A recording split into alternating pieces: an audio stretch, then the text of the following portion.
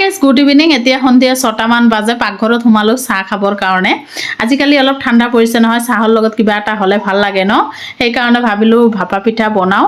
আগদিনাতো চাউলৰ গুড়ি কৰিছিলোঁ, ভাপা কুলি পিঠা বনাইছিলোঁ। আজি ভাপা পিঠা বনাম। তাৰ কাৰণে এয়া চাউলৰ গুড়ি লৈছোঁ অলপ, তাতে অলপ নিমখ ল'লোঁ আৰু অলপ ঠাণ্ডা পানী দি আছোঁ। হাতেৰে এতিয়া মুঠি ল'ম, বেছি পানী নহয়, অলপখিনি হাতেৰে মুঠি বাঁহৰ চালনীত আকৌ চালি ল'ম।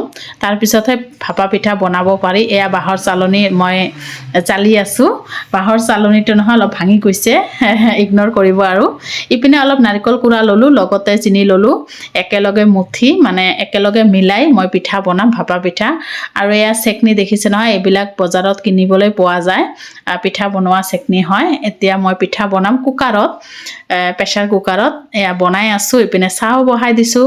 ভিডিঅ'টো চাই কেনে পালে কমেণ্টত জনাব আৰু প্লিজ এটা ছাবস্ক্ৰাইব মাৰি দিব।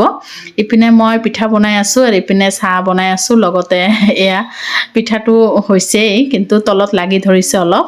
ইপিনে চাহ বহাই দিছোঁ, দেখিছেনে বাৰু। আৰু পিঠাকেইটা ইমান ধুনীয়া হৈছে নহয়, চফ্ট হৈছে একদম। এতিয়া চাহ খাম। আপোনালোকে কিহেদি চাহ খালে বাৰু কমেণ্টত জনাব।